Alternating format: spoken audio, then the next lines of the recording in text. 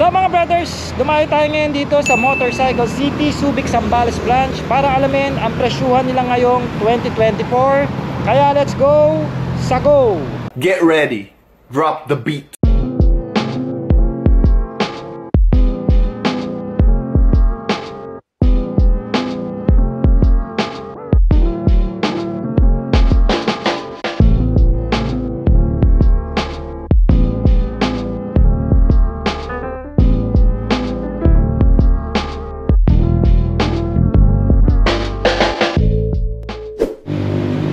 Okay mga brothers, dito pa lang sa bungad makikita nyo kaagad meron sila ditong display, no?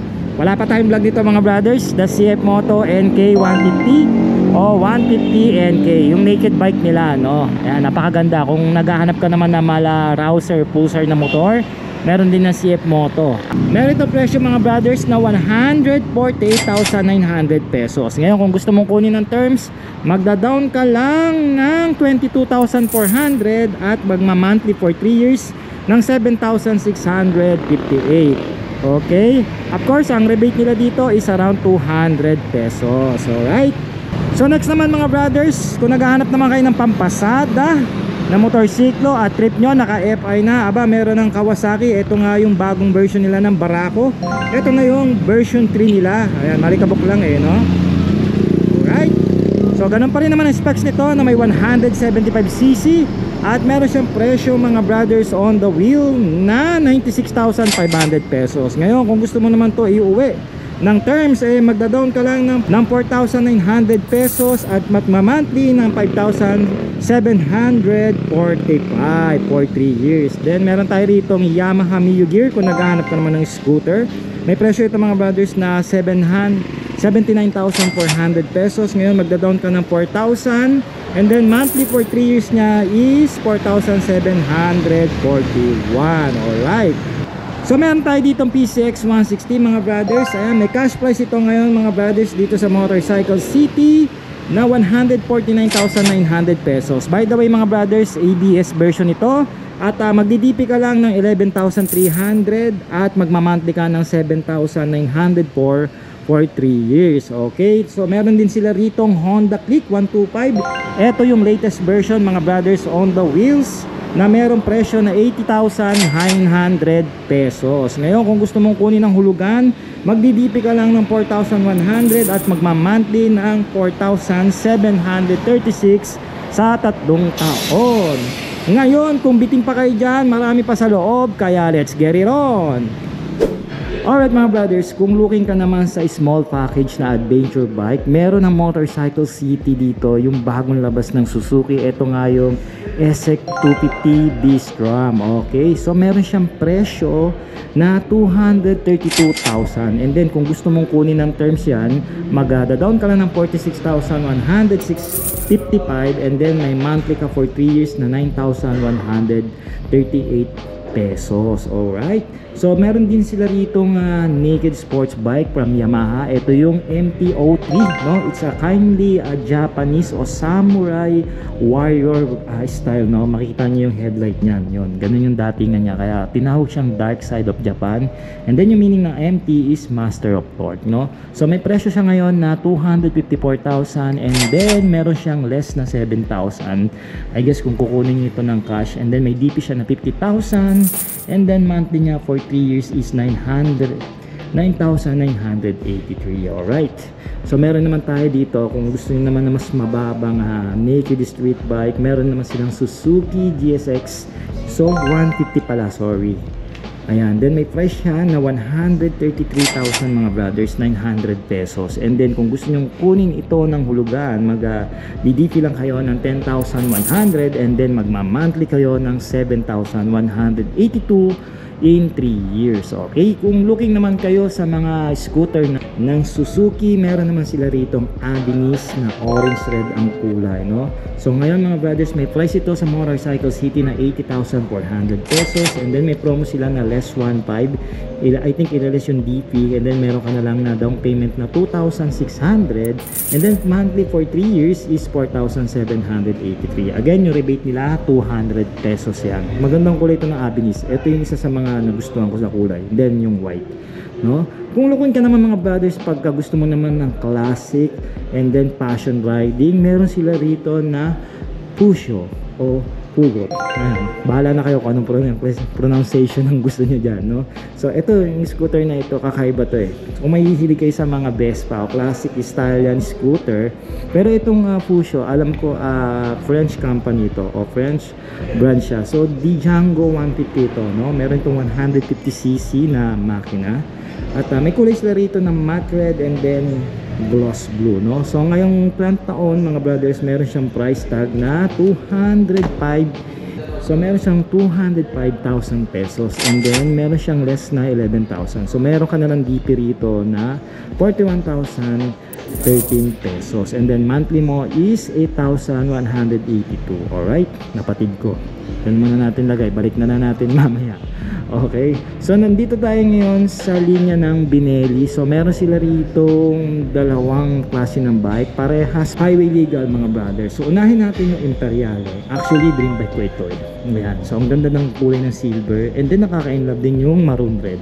Ayan. Ano bang gusto niyo dyan mga brothers sa kulay ng dalawang to? Comment nyo nga. No, so ngayon mga brothers, may presyo siya na 241,000, tumaas. And then less yung DP niya ng 7,000, magdi-DP ka na lang ng 47,000. And then yung monthly mo is 9,484 na lang. Okay?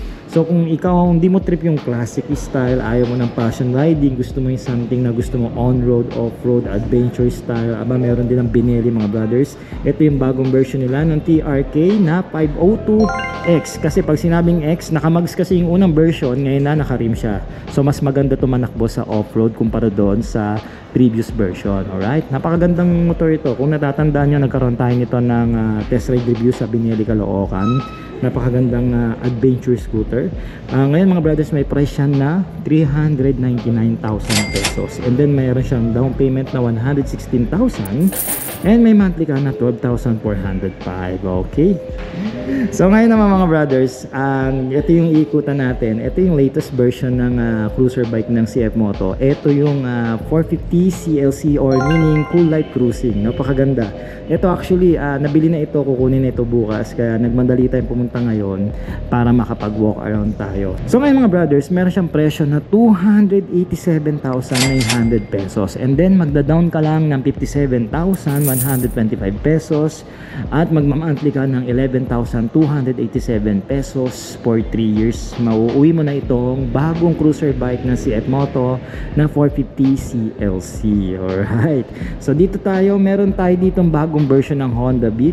I think this is a pearl white ang kulay, no? Mas solid ngayon yung bagong version ng Beat eh, no? So hintayin nyo rin yung ating walk around review.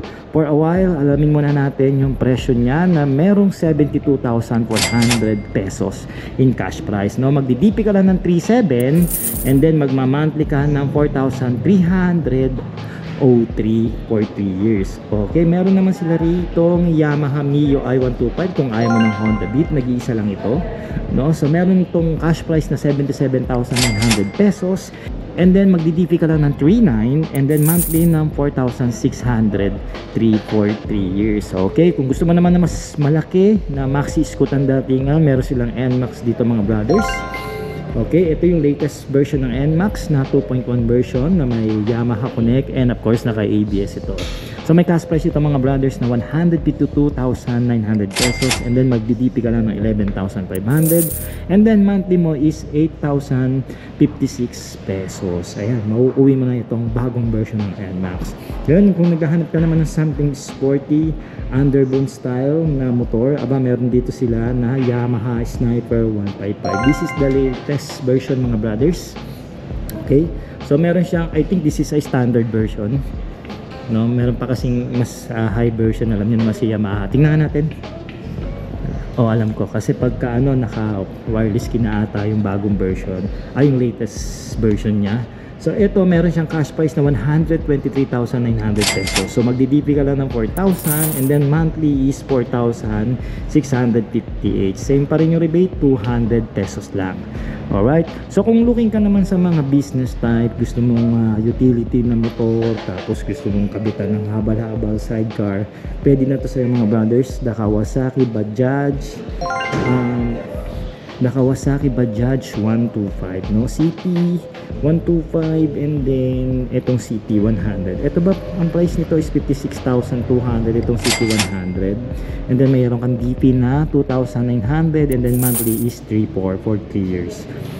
So ito na yung Barako 3 mga brothers. Discuss na natin yung price niyan. And then ito yung Barako 2. So ang difference lang naman is 1,500 sa cash price.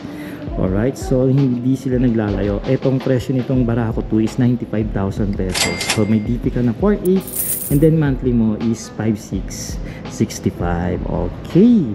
No, and then last row, ito meron sila ritong Yamaha Aerox. Kung naghahanap ka naman ng performance scooter. So ngayon mga brothers, meron siyang cash price na 123,000. Okay, I think this is a standard version kasi wala dito nakalagay na ABS. At this is a gunpowder gray, hindi ako nagkakamali. And then may DP siya mga brothers na 9,300 and then monthly mo is 6,557. Okay, so kung looking ka naman sa big bike na pwede mong pasok sa highway, meron din sila rito yung lumang version ng naked bike ng CF Moto. This is the 400 MK. Ito hindi ito nawawala kasi mabenta ito mga brothers kahit may mga bagong version na, no? So may price tag siya ngayon na 219,000 pesos yan. And then meron siyang DP na 43,761 and then magba-monthly ka for 3 years na 8,668.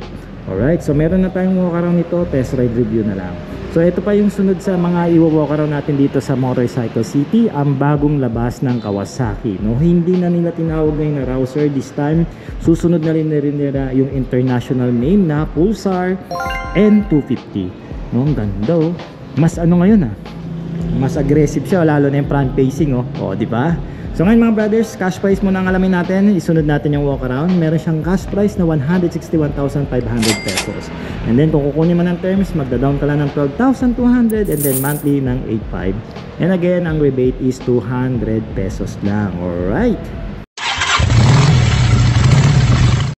So mga brothers, natapos na nga ang ating Moto Canvas dito sa Motorcycle City, Subic, Zambales branch. Kung gusto nyo magpunta dito sa shop nila, especially sa mga taga dito sa Zambales, nandiyan naman yung complete address, ilagay natin sa details at syempre plug natin dito sa screen and also yung kanilang contact number. Ang ingay dito, hopefully sana marinig sa ating bagong action cam.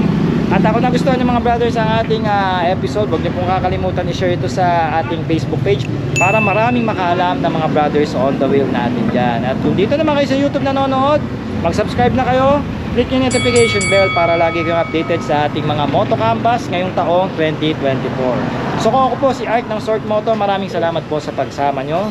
Ride safe and cheers!